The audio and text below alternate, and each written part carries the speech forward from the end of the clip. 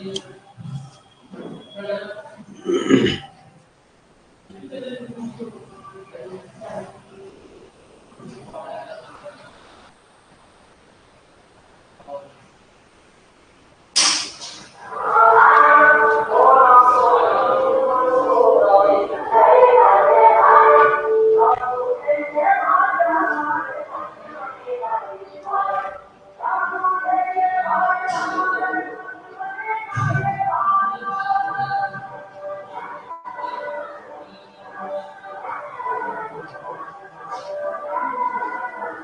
Morning Anjali. चलिए आइए सभी लोग जल्दी से।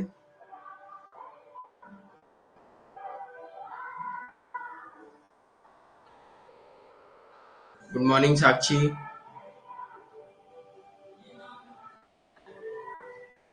गुड मॉर्निंग करिश्मा।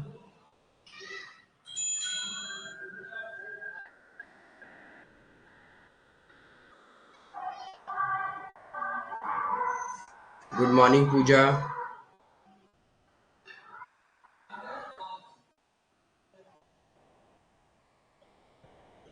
गुड मॉर्निंग पूजा।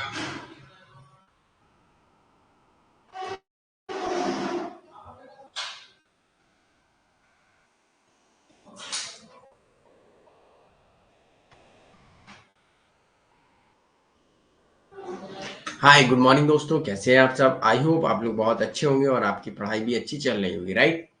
तो good morning all of you and welcome to session, welcome to filler form. मैं अतुल कुमार आप सबका आज के सेशन में स्वागत करता हूं।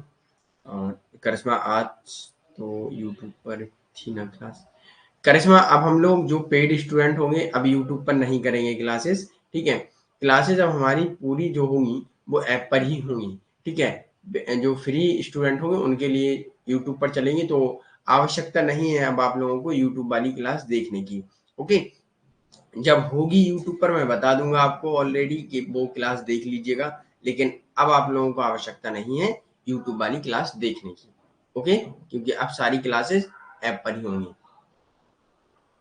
चल, good morning Nirmala, good morning. कैसे हैं आप लोग। आई होप अच्छे होंगे, है ना।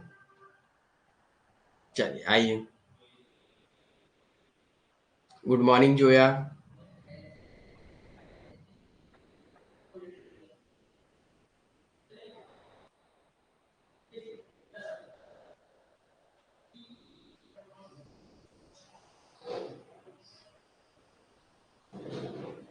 Good morning Sonia. चलिए जल्दी से, कम ऑन फास्ट, जल्दी से सभी लोग ज्वाइन कर लेंगे। और आज हम लोगों को धर्मशास्त्र पढ़ना है, जो यूनिट नंबर 3 का पहला टॉपिक रहेगा। इसके बारे में हम लोग पढ़ेंगे। ये जो यूनिट है वो इंडियन पॉलिटिकल थॉट या थिंकर के नाम से जाना जाता है। ओके, चलिए। और बकाया जो हमारे यूनिट नंबर 1 में कुछ विचारधारा धाराएं रह गई हैं, जैसे नारीवादी, है ना, आधुनिकवादी और मल्टीकल्चरलिज्म, सांस्कृतिक बहुसंस्कृतिवाद, ये सारे रह गए हैं, वो हम लोग बाद में करेंगे। ओके, हमारे बताने से पहले ही ऐप ऐसा कर लेते हैं हम।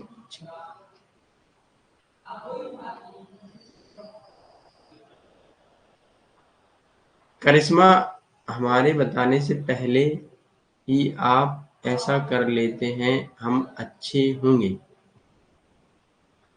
समझ में नहीं आया क्या कह रही हैं आप। कंचन, ऐप पर ही पूरा दिन क्लास होगी क्या सर। हाँ हाँ, ऐप पर ही होगी कंचन। ओके,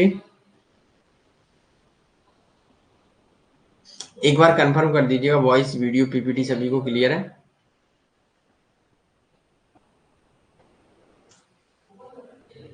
अच्छा अच्छा, चलिए कोई बात नहीं, आप लोग अच्छे ही होंगे, है ना। हाँ पूजा, यूट्यूब वाली अब आप लोगों को ज्वाइन करने की आवश्यकता नहीं है, ठीक है। अब यूट्यूब पर वो चलेगा जो आप लोगों ने पढ़ लिया है, ठीक। तो अब यूट्यूब पर क्लास लेने की आपको आवश्यकता नहीं है। अब आप लोग यहाँ ज्वाइन कीजिएगा बस। Good morning Saba Hussain.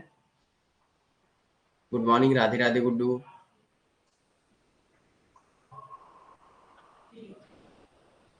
हाँ अब तो एक वो हो गई ना, करिश्मा, क्या होता है बार बार बोलने से एक आदत हो जाती है, ठीक है।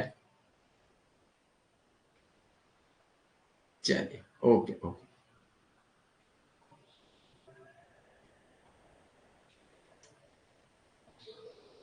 हाँ, और किसी का कोई डाउट तो है नहीं, है ना, क्लास के रिगार्डिंग?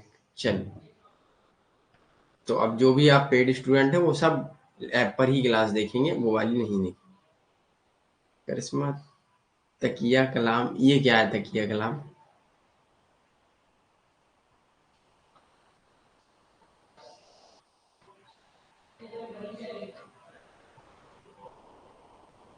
तकिया कलाम बन गया, पता नहीं, मुझे नहीं आ रहा समझ में भाई। चलिए, तो स्टार्ट करते हैं आज के सेशन को। हम लोग धर्मशास्त्र के बारे में पढ़ेंगे। अब धर्मशास्त्र क्या है? रुकिए, ये मार्क्सवाद खुल चुके हैं, ये भैया मार्क्स हम लोगों का पीछा नहीं छोड़ेंगे, मुझे ऐसा लग रहा है।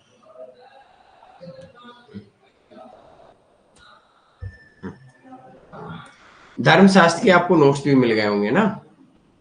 धर्मशास्त्र, इसमें धर्म, इसमें अधिकतर मनु के बारे में हम लोग पढ़ते हैं, क्योंकि यहाँ क्यों पढ़ा जाता है, इन्होंने पॉलिटी के बारे में कई चीजें बताई हैं, तो उनको हम लोग देखेंगे। और धर्मशास्त्र को पढ़ने का हमारा मकसद यही रहेगा कि इसमें जो भी पॉलिटिकल आइडिया है उनको हमको पढ़ना है।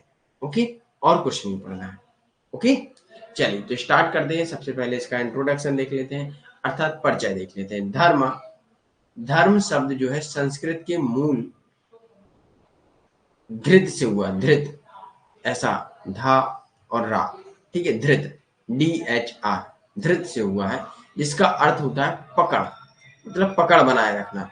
धर्म वह है जो समाज को जोड़े रखता है। धर्म मतलब कर्म। इसका धर्म से मतलब ये नहीं कि हमारा हिंदू मुस्लिम सिख ईसाई जैन, ये नहीं है। ये धर्म क्या है, एक आपके कार्य है, ठीक है, कि आपका काम क्या है, वो धर्म है ना। कहा जाता है कि जो आपका धर्म है वही तो आपका काम है, मतलब जो काम है आपका वही धर्म है ना। इसके बारे में बात की। धर्म अर्थात कानून, ये सारी चीजें कि आप कानून के अनुसार काम करेंगे, है ना। ये चीज सर, इंडियन थिंकर स्टार्ट हुआ 80। यस गुड्डू, चल। अब अगला आता है शास्त्र क्या है। शास्त्र शब्द का अर्थ होता है सामान्य सिद्धांतों का एक व्यवस्थित अध्ययन। तो पूरा बन गया क्या, धर्म शास्त्र। अब क्या हुआ, पकड़ बनाए रखना और सामान्य अध्ययनों का व्यवस्थित अध्ययन करेंगे, तो मानव गतिविधियों का विस्तृत एक संगठन हो गया ये।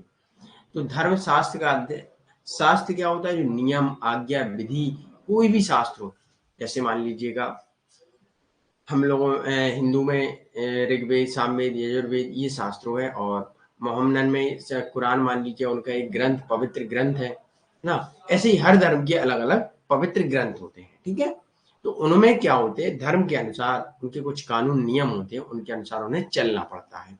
यही हमारा धर्म, किसी भी कम्युनिटी का वो धर्म होता है ना। तो इसे, इसमें क्या होते हैं, 3 लक्ष्य होते हैं हर धर्म के, ठीक है। तो उसमें क्या होता है, धर्म मीन्स कानून, अर्थ मीन्स धन, और काम मीन्स जुनून। ओके, धर्म, आपको जो धर्म के अनुसार जो काम करने के लिए कहा जाएगा वो कानून ही होगा ना, कहीं ना कहीं। अर्थ मीन्स धन, धन को मतलब पैसा, अर्थ होना चाहिए थोड़ा। ओके, काम जुनून, कोई काम करने की इच्छा होनी चाहिए। ये सारे 3 लक्ष्य होते हैं धर्मशास्त्र के, अर्थात शास्त्र के। ओके, यह साक्षी है।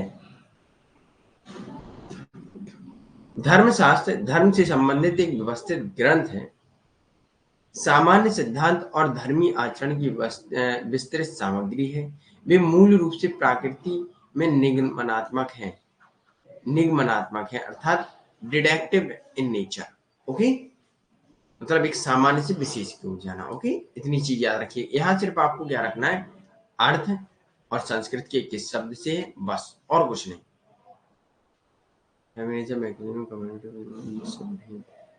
गुड्डू, मैंने आपको स्टार्टिंग में बताया है, ये सब अभी नहीं पढ़े हैं, जैसे ही मुझे टाइम मिलेगा, क्योंकि उनके जो नोट्स हैं मेरे पास हैंड रिटन है। जो पिछले बैच में हमने पढ़ाया था वो हैंड रिटन है, अब आपको टाइप वाले हम दे देंगे, ठीक है। इसमें थोड़ा समय लगेगा। ओके, ऐसा आप मत सोचिएगा, कुछ भी छूटेगा नहीं, जो आपके सिलेबस में है वो सारा पढ़ाया जाएगा। ओके, चल।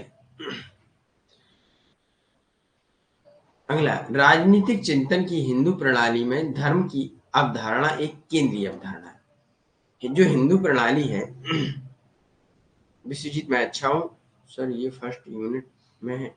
साबा हुसैन, सारे स्टूडेंट ये समझ लीजिए ये 3rd यूनिट है, ठीक है। इंडियन थिंकर पढ़ेंगे अब हम लोग। ये हिंदू धर्म का धर्म ग्रंथ है ना। धर्म ग्रंथ के बारे में बात करते हैं, दंड और धर्म। ओके, तो धर्मशास्त्र क्या बात करता है? हिंदू प्रणाली में धर्म की अवधारणा एक केंद्रीय अवधारणा है। धर्मशास्त्र संबंधी संपूर्ण ज्ञान मनुष्य के कल्याण के लिए ब्रह्म ने मनु को दिया।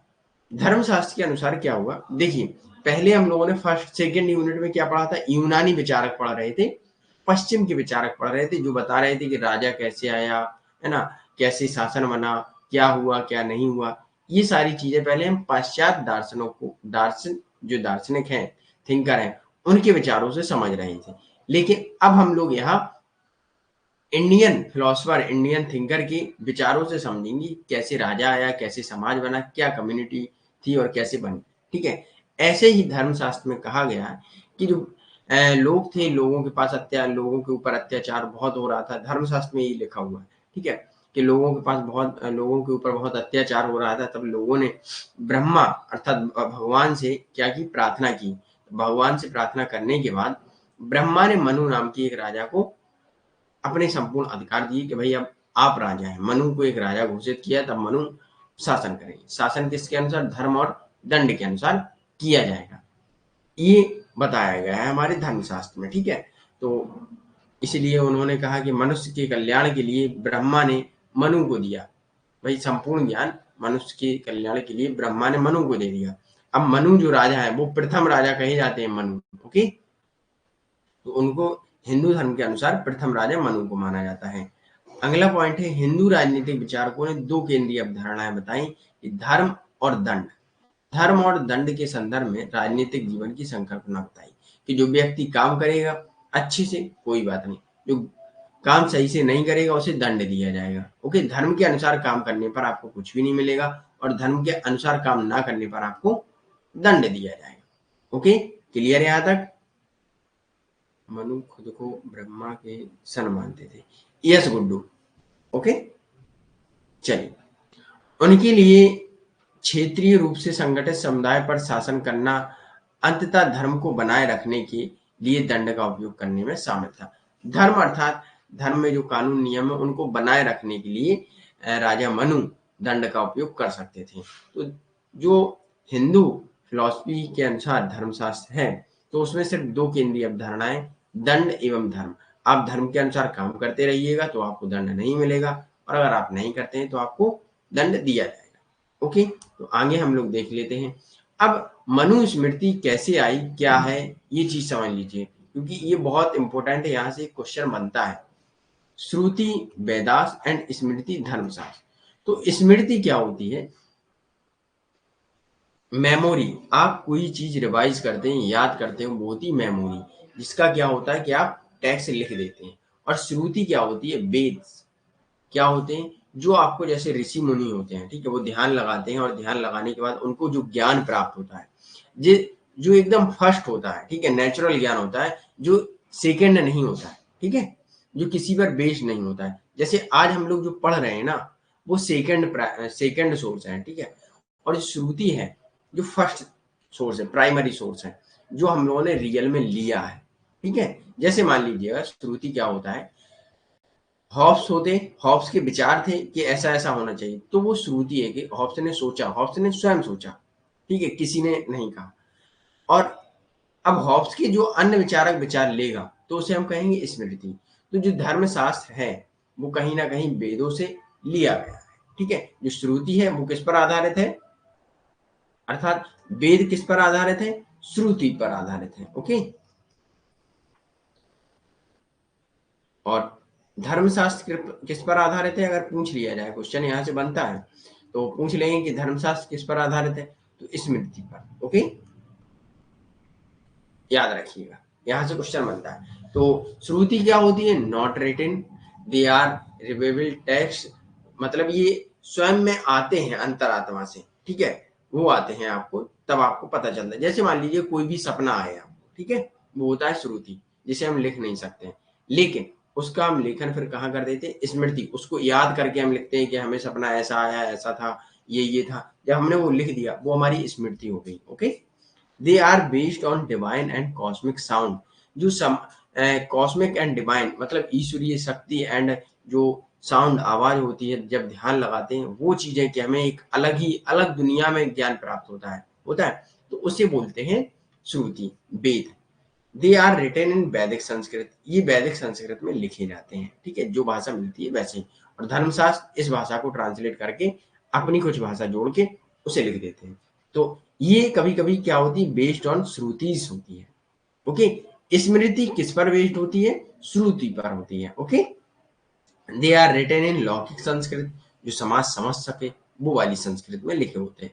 Compiled by the rishis and sagas, they are quantify and the principle of human life for the practical application. लोगों के जीवन में एक अनुभव करके या व्यवहारिक प्रयोग करके, प्रैक्टिकल है ना, प्रयोग करता है, ये चीजें हैं इसमें। ओके, यहाँ तक क्लियर। श्रुति एंड स्मृति क्या है, ये चीजें समझना बहुत इंपॉर्टेंट है। तो कभी भी क्वेश्चन ऐसे भी बन सकता है कि वेद किस पर आधारित है, तो आप सीधा लिखेंगे श्रुति पर आधारित है। और धर्मशास्त्र किस पर आधारित है, तो ये आप सीधा लिखेंगे स्मृति पर है। Okay, clear. ओके, चलिए, वेरी गुड। अब आगे बढ़ते हैं। ओरिजिन कैसे क्या होता है, तो हमने आपको स्टार्टिंग में बताया ही है, एक संक्षिप्त में बताया, लेकिन ये हमने यहाँ आपको लिख भी दिया है, तो जाके आप पढ़ेंगे नोट्स तो आपको चीजें समझ में आ जाएंगी। जैसे कि मनु के अनुसार संसार में राज्य न होने के कारण बलवानों के डर से जनता की सुरक्षा के लिए भगवान ने राजा की रचना की तथा राजा का प्रभाव असीमित है। अब मनु जो प्रथम राजा थे, इन्होंने कहा कि भगवान ने हमें बनाया, हम भगवान के पुत्र हैं और हमारी शक्ति असीमित होगी जैसी राजा की होती है, जैसी ईश्वर की होती है। तो इन्होंने राजा का प्रभाव असीमित है, कोई लिमिट नहीं। ओके, फिर ऋग्वेद के अनुसार पृथ्वी धर्म धृतम, अर्थात धर्म वह है जो पृथ्वी को धारण करता है, धर्म के कारण ही पृथ्वी टिकी है, अधर्म प्रलय विनाश की ओर ले जाएगा। ओके, जब हम लोग धर्म के कारण पृथ्वी टिकी है, ये कहते हैं धर्म को बनाए रखना है, अगर धर्म को नहीं बनाएंगे तो पृथ्वी का विलय अर्थात विनाश हो जाएगा। मतलब जो विचार आएगा उन्हें वेद बोल सकते हैं, और यदि उन विचारों को लिखते हैं तो स्मृति बोल सकते हैं। देखिए करिश्मा, ऐसे नहीं कि हम लोगों के साधारण विचार आ जाए, ये नहीं, हम लोग कोई भी विचार लाएंगे तो कभी पीछे ना पीछे हम लोगों ने क्या कोई कुछ पढ़ा हुआ तभी हमारे पास विचार आएंगे। जब हम लोग ध्यान की मुद्रा में बैठेंगे तब जो डिवाइन एंड कॉस्मिक साउंड मिलेगा हमें, है ना, पृथ्वी समाज को समझेंगे। एक जब भी आप ध्यान लगाने बैठते हैं, क्यों बैठते हैं, एक आप केंद्र में लाते हैं अपने माइंड को, तब आप दुनिया से एकदम कट जाते हैं, भौतिक दुनिया से एकदम कट जाते हैं, तब आपके माइंड में कुछ अलग ही साउंड आती है, और वो साउंड आपको माइंड में एकदम एकदम पीसफुल, एकदम रेस्ट दे देता है ना। वो चीज की वो बात करते हैं। जब ऋषि मुनि जब ध्यान लगाने बैठते थे तब वो बताते कि इस दवा, इस पौधे में ये दवा है, तो वो चीज कहीं लिखी तो थी नहीं वेदों में, वहां कहीं ना कहीं उनको कॉस्मिक साउंड मिला कि इस पौधे में ये हो सकता है, तब उन्होंने ट्राई किया, वो चीजें इसमें स्मृति में ट्राई की गई, धर्मशास्त्र में, है ना। क्लियर। यस, आध्यात्मिक शक्ति।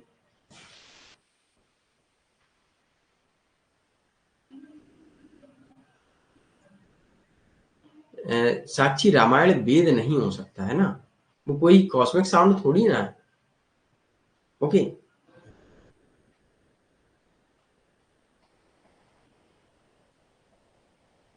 वेद कहाँ से होता है, वेद तो चार ही है, ऋग्वेद, यजुर्वेद, सामवेद, अथर्ववेद, बस चार के अलावा कोई वेद नहीं है। ठीक है, याद रखिएगा। अब मनुस्मृति में सबसे प्रभावशाली और प्रारंभिक कार्य है परंपरा। ये परंपरा को बनाए रखने की बात करते हैं, ठीक है, और परंपरा बनाए रखने के लिए राजा असीमित है, असीमित शक्ति है उसके पास। अगला, धर्मशास्त्र में राजा के पास केवल एक दिव्य व्यक्तित्व था, लेकिन कोई दिव्य अधिकार नहीं था। ये चीज याद रखिएगा, यहाँ राजा कोई दैवीय अधिकार नहीं है उसके पास, सिर्फ वो दिव्य व्यक्तित्व है। मतलब एक, मान लीजिएगा एक डिवाइन पर्सनालिटी है, उसके पास कोई डिवाइन राइट नहीं है। ओके, कोई दैवीय अधिकार नहीं है। ओके,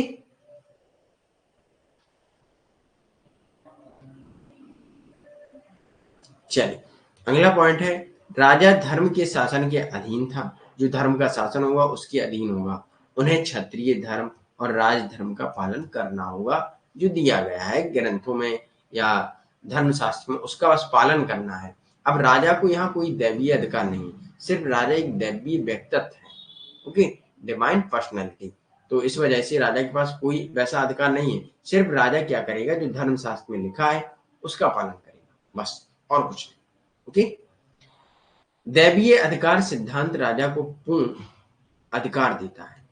दैवीय अधिकार सिद्धांत जो है राजा को पूर्ण अधिकार देता है कि भाई आपके पास सारे अधिकार हैं, सिर्फ आप काम करिए। ओके, लेकिन कभी भी उसने वैसा नहीं दिया कि भाई आप भगवान के अवतार है, ऐसा नहीं माना। बस सिर्फ इतना माना कि आपकी पर्सनैलिटी भगवान के अनुसार है। जिस प्रकार कोई भी व्यक्ति भगवान ईश्वर का कभी विरोध नहीं करता, तो राजा का भी विरोध नहीं कर सकता। ओके, देखिए पुराण अलग है साक्षी, और जो वेद हैं वो अलग होते हैं। ओके, चलिए आगे बढ़ते हैं। मनुस्मृति में धर्म के बारे में निम्न बातें की गई हैं। जीवन के 4 लक्ष्य होने चाहिए। 4 लक्ष्य: धर्म, अर्थ, काम और मोक्ष।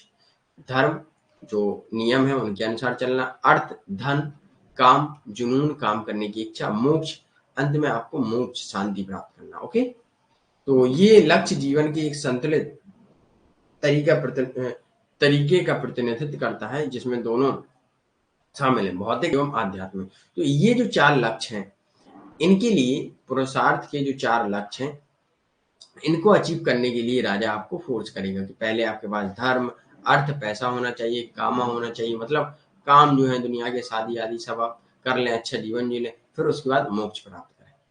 ये 4 आपके काम है। ओके, आश्रम क्या है? आश्रम जीवन में विभिन्न चरण चलते हैं, और इन आश्रम भी आपके कहीं ना कहीं एक जीवन में आता है। तो आश्रम में विभिन्न चरण को ये दर्शाता है। प्रथम चरण में क्या होगा? प्रत्येक आश्रम एक विशिष्ट लक्ष्य होता है। ठीक है, तो ब्रह्मचर्य आश्रम, 4 आश्रम की बात करते हैं। ब्रह्मचर्य आश्रम विद्या अर्जन करने वाला 25 ईयर तक।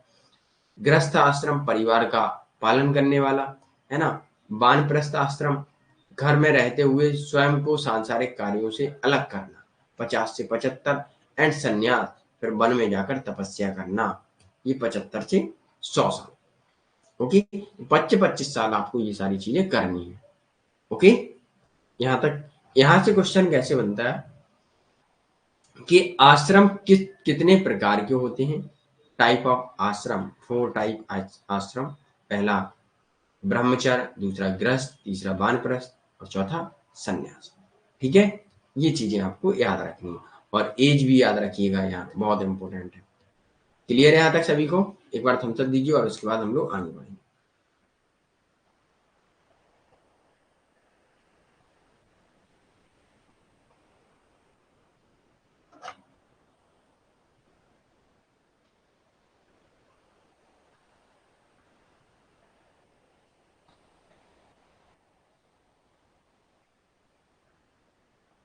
चलिए, मनु ने धर्म के 5 स्रोत बताए हैं। वेद है, स्मृति है, सज्जनों का आचरण है, अंतःकरण एवं राजा राजा की आज्ञा मानना, अंतःकरण जो अंदर से अंतर आत्मा से जो बात आती है उसको मानना। जैसे कि आपके अंतर आत्मा से ये होता है कि कोई भी व्यक्ति आपको कभी नुकसान ना पहुंचाए। सेम क्या होना चाहिए कि आप किसी व्यक्ति को नुकसान ना पहुंचाए, है ना। सज्जनों का आचरण, जो बड़े बूढ़े बुजुर्ग लोग हैं उनका आचरण, उनका सम्मान किया जाना चाहिए। स्मृति का सम्मान, वेद, इन सब का सम्मान होना चाहिए। ठीक है, और इन्हीं पर धर्म का स्रोत बताया जाता है। ये जो धर्म है वो कहीं ना कहीं अंतरात्मा और स्मृति से आता है। Okay, clear? वेद, स्मृति, ये सब उन्होंने बताए, याद रखिएगा। अब आता है वर्ण व्यवस्था।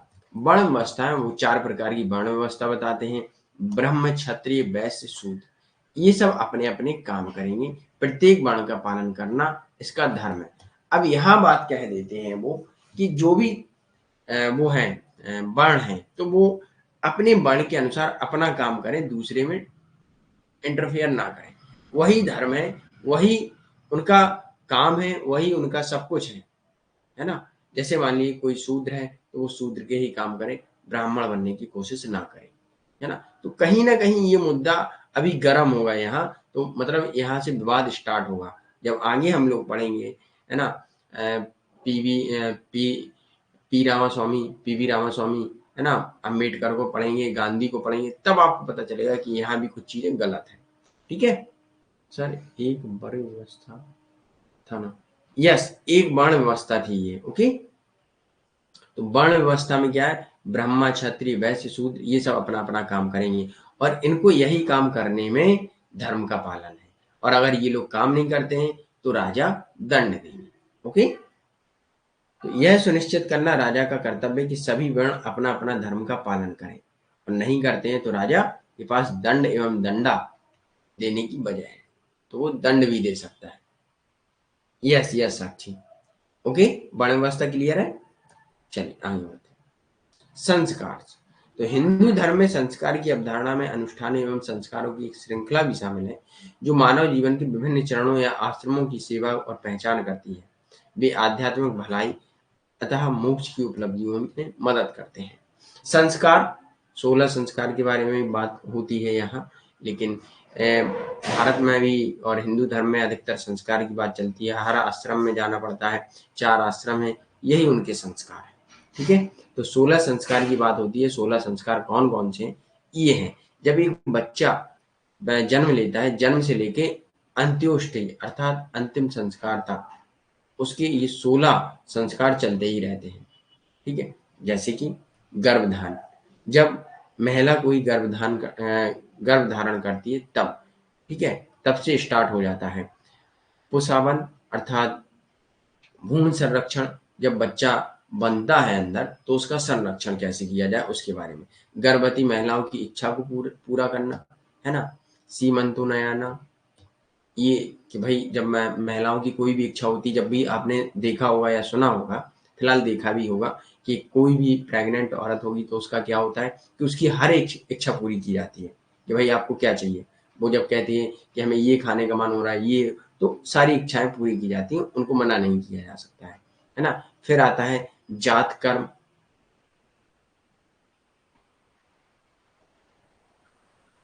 जात कर्म क्या होता है इसे समझ लीजिएगा। जन्म संस्कार अर्थात जन्म होता है जब, है ना, प्रसव अवस्था होती है।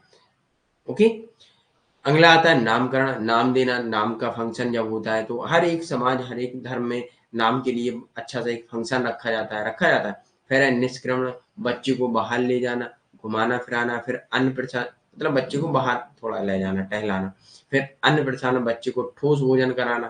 पहले बच्चे को दूध पिलाया जाता है, फिर उसके बाद ठोस भोजन कराया जाता है। फिर आता है मुंडन अवस्था, बाल कटवाना, मुंडन होता है। कर्णभेद, कान छिदवाना, है ना। उपनयन या इद्धुपक्ति मतलब पवित्र धागा, जनेऊ डालना, है ना।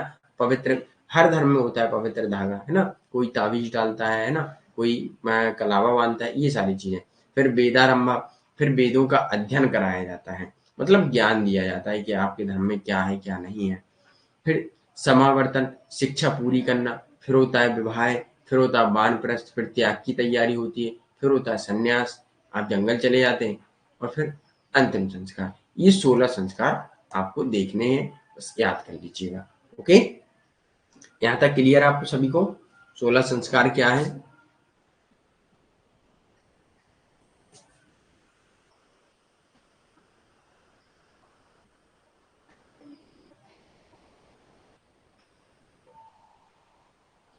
Okay, very good. चलिए अब आगे बढ़ते हैं। ऑरिजिन ऑफ स्टेट, अब ये लोग मानते हैं कि ऑरिजिन कैसे हुआ। जैसे कि हम लोगों ने पाश्चात्य राजनीति में समझा था कि उन्होंने राज्य का उदय कैसे माना है, तो इसी प्रकार धर्मशास्त्र भी बोलता है कि राज्य का उदय कैसे हुआ है।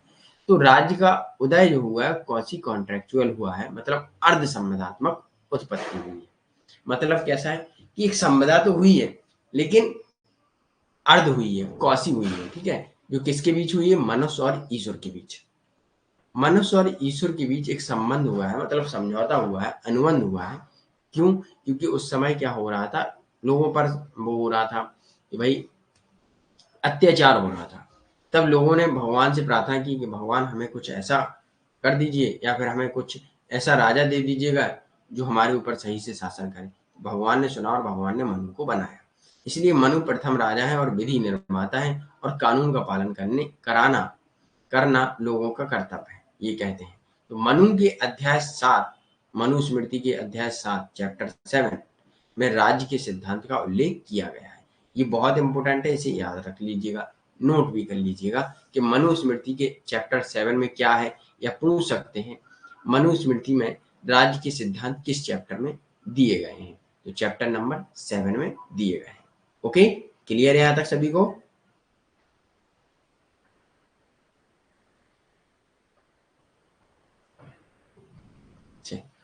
तो इस सिद्धांत के अनुसार कोई राज्य नहीं था।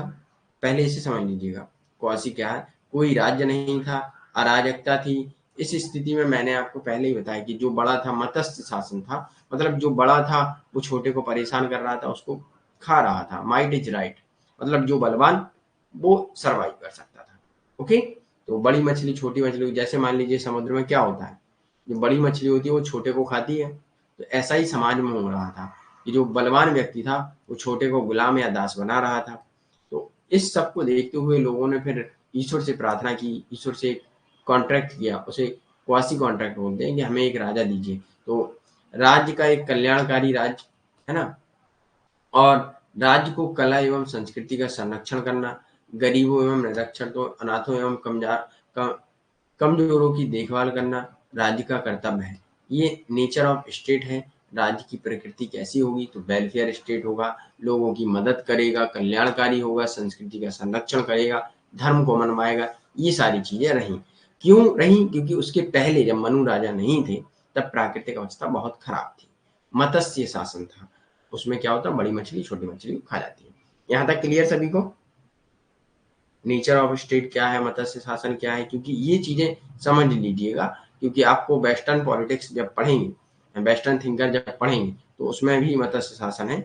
ये वेस्टर्न में भी है, यही है ना? यस, वही है मत्स्य। ओके, ये हम इंडियन थिंकर के अनुसार समझ रहे हैं कि समाज का विकास कैसे हुआ। वहां हम लोगों ने किन के अनुसार समझा था? वेस्टर्न थिंकर के अनुसार। ओके, चलिए आगे बढ़ते हैं। अब राजधर्म क्या है इसे थोड़ा समझ लीजिएगा। भारतीय दर्शन में धर्म सत्य है, और राजा सत्य का संरक्षक है और धारक है। धर्म अर्थात सत्य बोलना और सत्य काम करना, ये है धर्म। धर्म किसी संस्कृति वगैरह से नहीं है, ये चीज समझ लीजिएगा। ठीक है, यहाँ धर्म का अर्थ ये नहीं कि हिंदू धर्म के अनुसार सबको चलना। धर्म मतलब आपका कोई भी धर्म हो, उसके अनुसार सत्य जो उसने सिखाया है उसके अनुसार चलना है। ठीक है, तो मनु के अनुसार राजा को दंड नीति धर्म नीति है, राजा की जो दंड नीति है वो धर्म नीति है। ओके, तो राजा प्रजा के सामने आदर्श अनुशासन प्रिय है, जिसे रहना चाहिए। धर्मशास्त्र का अर्थ है अनुशासन और को बनाए रखना या अक्षुण्ण रखना, है ना? जो राजा है और राजधर्म है उसे बनाए रखना, मतलब एक अनुशासन बनाए रखना। ओके, यह दंड नीति या धर्म, राजधर्म सभी धर्मों की नींव है। ओके, याद रखिएगा। ड्यूटीज ऑफ किंग, राजा की ड्यूटी क्या है, तो ये चीज समझ लीजिएगा। राजा को वर्ण राजा को वर्ण धर्म या क्षत्रिय धर्म का पालन करना चाहिए। ठीक है, युद्ध एक क्षत्रिय धर्म है, तो जिसको जो दिया गया है वो वही संभालेगा। ठीक है, तो राजा को क्या रखना चाहिए, वर्ण धर्म, है ना, या क्षत्रिय धर्म का पालन करना चाहिए। ठीक है, मतलब वो युद्ध का है, एक राजा जो है वो कोई भी हो। ठीक है, जब मनु के बाद कोई और राजा आएगा तो उसे एक युद्ध शिक्षा भी मिलनी चाहिए, जिसे क्षत्रिय धर्म कहा जाता है। क्षत्रिय धर्म का ज्ञान भी होना चाहिए। राजा को क्या होना चाहिए, वेदों का ज्ञान होना चाहिए, उन्हें ब्राह्मणों का सम्मान करना चाहिए, उसे सार्वजनिक उपयोगिता का निर्माण करना चाहिए, उसे नागरिकों को योगक्षेम प्राप्त करने में मदद करनी चाहिए, अर्थात 4 पुरुषार्थ। ओके, जो हमने आपको पुरुषार्थ के बारे में बताए थे वो चीजें, मतलब नागरिकों को वो चीजें प्राप्त करने के लिए मदद करें। क्या चीजें जो हमने आपको पीछे बताई थी, क्या थी, चलिए बताइए। धर्म, अर्थ, काम एवं मोक्ष है, ये सारी चीजें प्राप्त करने के लिए, पुरुषार्थ। ओके, तो यहाँ से भी क्वेश्चन बनता है, पूछ लेते हैं कि धर्मशास्त्र के अनुसार पुरुषार्थ क्या क्या है। धर्म, अर्थ, काम, मोक्ष। ओके, क्लियर है यहाँ तक?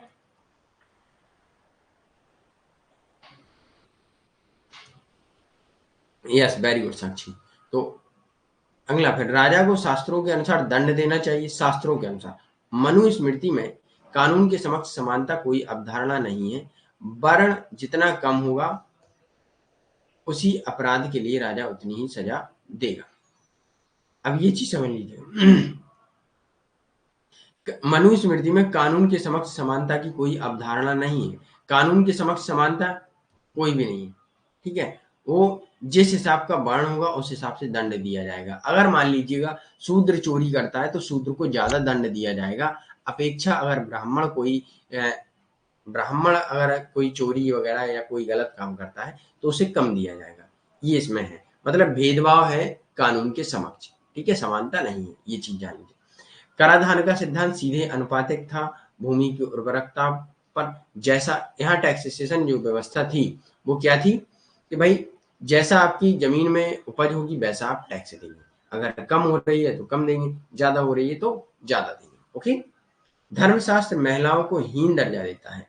महिलाओं को धर्मशास्त्र में बहुत गंदा बताया गया है, यहाँ तक कि उन्हें गुलाम कहा गया है, चेरी बोला जाता है जिसे, कि महिलाएं पुरुषों की गुलाम है। तो ये एकदम बहुत गलत तरीके से उन्होंने बताया है। इसलिए अधिकतर जब हम लोग पढ़ेंगे रामास्वामी को, पीवी रामास्वामी को, जब वो बताएंगे पेरियार, है ना, पीवी रामास्वामी पेरियार तमिलनाडु के, इन्होंने यहाँ तक कि जो मनुस्मृति को जला भी दिया था, ठीक है।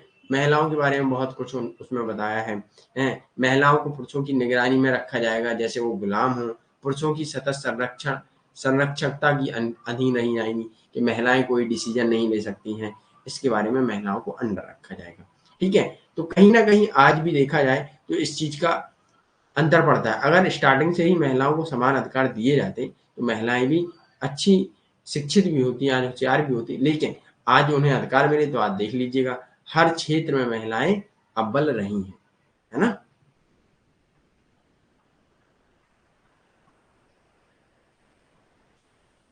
देखिए, महिलाएं और शूद्र को नहीं, उन्होंने वर्ण अवस्था के रूप में अंतर किया है। और महिलाओं को, महिला किसी भी जाति की हो तो उसमें उन्होंने बताया है कि महिला हरदम पुरुष की निगरानी में ही रहेगी। ओके,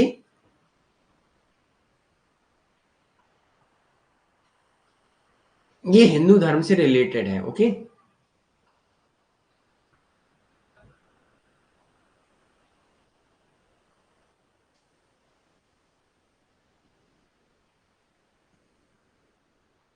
इसमें एक चीज और कही जाती है कि भाई जो रियल में ब्राह्मण थे, ठीक है, ब्राह्मण जो रियल में थे वो तो भैया मोक्ष में चले गए।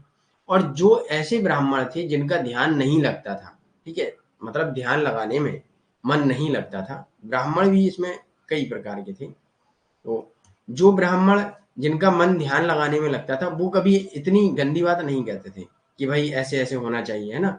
और एक ब्राह्मण ऐसे थे जिन्होंने सिर्फ अपना भला चाहा, जिनसे कुछ नहीं हुआ, ना उनका ध्यान लगा ना कुछ। तो इन्होंने क्या किया, इन्होंने अपनी कहानियां बना दी और इन्होंने अपने वो लिख दिए ग्रंथ कि उसमें ऐसा ऐसा होना चाहिए। और उन ग्रंथों को अपने अनुसार लिखा कि भाई ब्राह्मण को सबसे अव्वल दर्जा दिया जाए, है ना।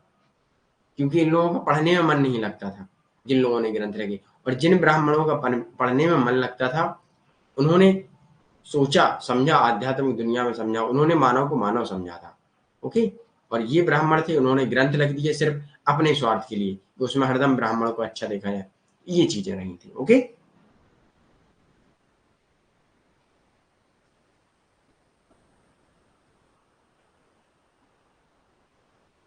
देखिए साक्षी, यही तो फिलॉसफी है, ठीक है, फिलॉसफी यही है, ठीक। अब एक चीज समझ लीजिएगा, धर्मशास्त्र में क्या हुआ था कि मनु मनु को मान लीजिए राजा, देखिए ये सब कहीं ना कहीं एक कहानी भी मान लीजिएगा, ठीक है। मनु को जब राजा ने, ठीक है, आदेश, ईश्वर ने आदेश दिए, लेकिन मनु जो प्रथम राजा थे, अब कभी भी कोई भी राजा होगा, ठीक है, जैसे मान के चलिएगा आपको राजा बना दिया जाए, ठीक है, तो आप क्या करेंगे, आप अपने स्वार्थ में कानून बनाएंगे, ना कि जनता के हित में बनाएंगे। ठीक है, क्यों बनाएंगे? क्योंकि आपको लंबा शासन चलाना है, आपकी जो अगली पीढ़ी भी आएगी उसको भी शासन चलाना है। तो कहीं ना कहीं क्या होगा, आप अपने स्वार्थ में कानून बनाएंगे। तो वही हुआ यहाँ, अपने स्वार्थ में कानून बनाए गए, इसमें महिलाओं को भी हीन समझा गया, है ना, ये चीजें।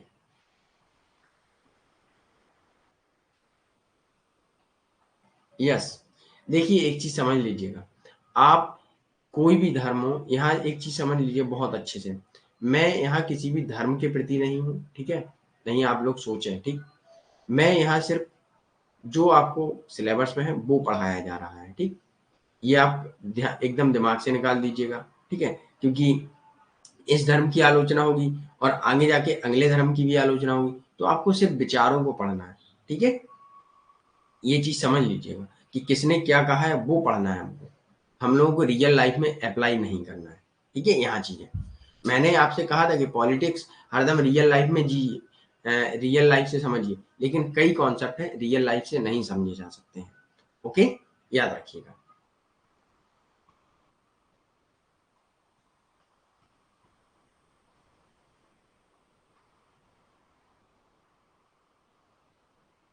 यस, मनुस्मृति में है ये सब।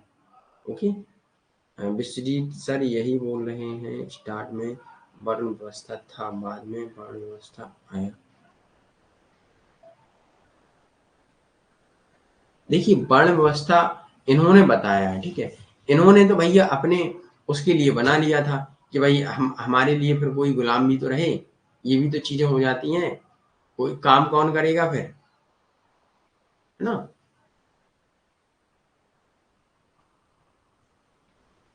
यस, तो ये चीजें समझ लीजिएगा, ठीक है साहब हुसैन, क्योंकि यहाँ किसी के विचारों को हम ये नहीं पहुंचाएंगे हमारे अनुसार या हमसे आपकी आस्था पर जो भी हो आपको ठेस पहुंचे, ये हम बिल्कुल नहीं चाहेंगे। तो हम लोग यहाँ थिंकरों के विचारों को पढ़ रहे हैं। ओके, हम लोग यहाँ सिर्फ थिंकरों के विचारों को पढ़ेंगे।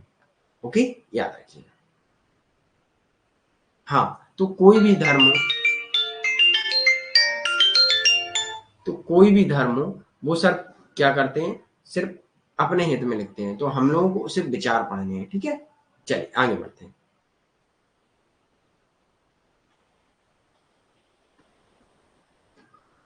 तो ठीक है, ये चीजें हैं, यहाँ आप लोग समझ लीजिएगा, ठीक, याद रखिएगा। तो यहाँ तक ये धर्मशास्त्र था, शास्त्र था, इसमें कुछ इंपोर्टेंट है, 2-3 पॉइंट, बस वही आपको पढ़ने हैं और कुछ नहीं पढ़ना है, ठीक है, नॉर्मल है। नहीं सर ये सब हमारे सिलेबस में है, हाँ तो हमारे सिलेबस में है, ठीक है विश्वजीत, सिलेबस को कभी रियल लाइफ से नहीं जोड़िएगा, ठीक है, किताबों को हम रियल लाइफ से नहीं जोड़ सकते, चीजें समझ सकते हैं। देखिए सर नोट्स पीडीएफ नहीं मिला, करिश्मा अभी मैं चेक कर लूंगा, ओके। देखिए क्या है कि किताबों को अगर हम लोग रियल लाइफ से जोड़ेंगे तो हमारे मतभेद बहुत हो जाएंगे, ठीक है, जो हमारे खास दोस्त होंगे वो भी, है ना, दूर हो सकते हैं, तो इसलिए रियल लाइफ से नहीं जोड़ी जा सकती किताबें। देखिए असल में लाइफ कुछ और होती है, और फिर क्या होता है, रियल लाइफ अलग होती है और किताबी वाली दुनिया अलग होती है, ठीक है, किताबों में हम लोगों को आदर्शवाद समझाया जाता है, लेकिन दुनिया में हमें कभी कोई आदर्शवादी मिला नहीं, है ना, तो ये चीजें समझिएगा। चलिए तो आज के सेशन को हम लोग यहीं समाप्त करेंगे, मिलते हैं हम लोग कल सेम टाइम 9 बजे, ऑन ऐप पर ही मिलेंगे, आप सब सारी क्लासें ऐप पर ही होंगी।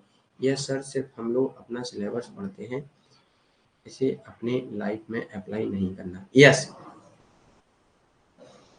Real life study life, yes very good Guddu, ठीक है, हाँ बिल्कुल साक्षी, ओके, चलिए very good, thank you Zoya, साबा हुसैन, ना करिश्मा,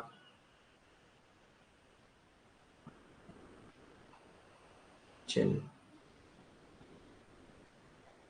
ठीक है। और समाज को देखकर, लोगों के मतभेद देखकर, यूट्यूब पर देखकर इनसे कुछ होता नहीं है, ठीक है, ये चीज याद रखिएगा,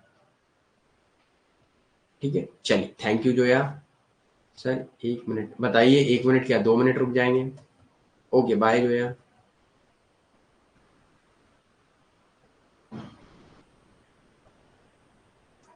ओके थैंक यू निर्मला। हाँ विश्वजीत, कोई सर आज का वीडियो कहाँ मिलेगा? आज का वीडियो आपको ऐप पर मिलेगा। कौन वाला? जो ऐप पर क्लास होगी वो ऐप पर मिलेगी, ठीक है। यूट्यूब पर जब क्लास होगी हम बता देंगे आपको कि ये वाली क्लास करनी है आपको। ओके, चलिए, क्लियर हो गया डाउट आपका विश्वजीत? आज वाली क्लास का वही लाइव कंटेंट में मिल जाएगा आपको, ठीक है। पूजा कब? क्लास तो मेरी अब रोज होगी है ना, ऐप पर ही होगी। और कल वाली, हाँ कल की क्लास जो रहेगी 7 AM और 9 AM, ये दोनों क्लास का टाइम चेंज होगा, ठीक है। दोनों हो सकती है शाम की होंगी कल, ठीक है, क्योंकि कल हम आपके लिए लखनऊ जाएंगे, तो वहाँ सारी चीज़ें सुबह निकलेंगे, है ना। तो वो सारी चीज़ें बीच में अस्त व्यस्त रहेंगी, तो इस वजह से शाम के करेंगे। ओके। पूजा, ये इस नंबर पे आप मैसेज कर दीजिएगा तो आपको मिल जाएगा। ओके, चलिए, okay, thank you for today session watch and most welcome. मिलते हैं हम लोग कल। सर 7 AM वाली क्लास ऐप पे होती है? नहीं विश्वजीत, ऐप पर नहीं होती है, वो यूट्यूब पर होती है, वो फ्री होती है मेरे पर्सनल यूट्यूब चैनल पर। ओके, चलिए, ओके, थैंक यू।